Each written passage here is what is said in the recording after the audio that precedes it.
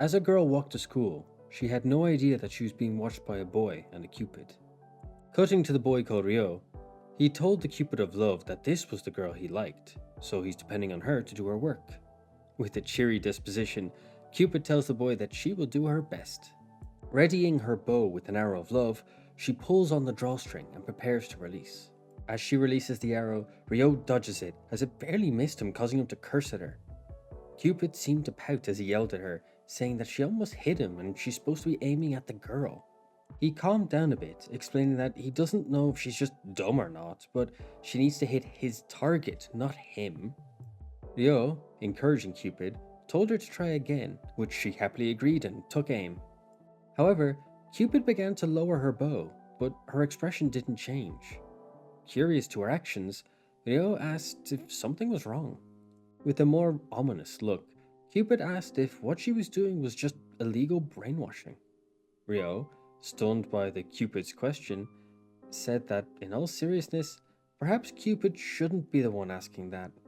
Sweating and seeming to be nervous, Cupid tried to warn Ryo about the love that she can create for him. What she would make is a fake love that is impure. It wouldn't be true love. Cupid began to preach true love and its meaning, its feeling, to Ryo. She tried to show her heart raced right now, and the reason was because of him. Just as she was about to confess to him, Ryo stopped her, saying that she made her point and he agreed with her reasoning. As Cupid tried to speak again, Ryo said that despite her consideration for him and his love quest, she's been tracking this out for over a year and a half. And if that's the case, then she must be plotting something. Blushing, Cupid squealed, questioning if they had really been around each other for that long. Ryo snapped at Cupid's incompetence, shouting that he actually confessed to that girl during the time that Cupid's been here, so he no longer cares what Cupid does or if she even fires an arrow of love. With her eyes turning dull and hollow, Cupid questioned what Ryo had said, asking if he's been cheating. With it now being Ryo's turn to be confused, he asked what Cupid was talking about when she said he was cheating. With a more vicious look in her eyes, Cupid fired suddenly, starting Ryo, but striking true on the girl that he was dating. Celebrating her amazing shot, she announced in a sing-song voice that she got a bullseye. Ryo, caught off guard by the shot, was just trying to figure out what exactly had just happened. As the girl was shaking on the ground from the arrow of love, Ryo shouted at Cupid, questioning why she shot the arrow of love now and after such a passionate speech about love. However, Cupid didn't reply, causing Ryo, now with more concern, to ask her to say something. Silence fell over the street as the girl stopped moving, and not a word was spoken by Cupid. Ryo questioned Cupid about why the girl wasn't moving. Is something wrong? With an unnatural expression, Cupid said that it's all fine actually. Don't worry.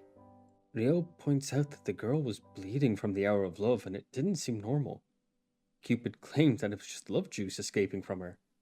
Ryo asked for an explanation, but Cupid just explained blood in an awkward way.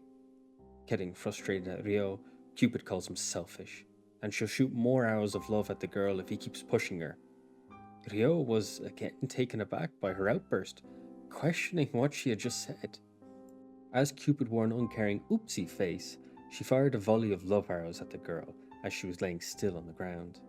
Ryo looked on in horror at the arrowed little girl, claiming she now looked like Musashibo Benki after his final stand on the bridge. Ryo yelled at Cupid in a mix of horror and disgust as he told her that this isn't a tee-hee, let's try again moment, and she definitely used normal arrows on the poor girl in front of them. As he let her have it, Cupid attempted to play dumb and look cute. Screaming at her, Ryo questioned what she was really doing, swearing at her. He demanded her to stop playing dumb and fix this whole mess she made, but Cupid silenced him. She fired an actual love arrow at Ryo, causing him to freeze, leaving Cupid with a satisfied expression. Moving closer to the dribbling mess of what was once the free-thinking Ryo, Cupid asked if Ryo liked her, which he coldly replied that he did.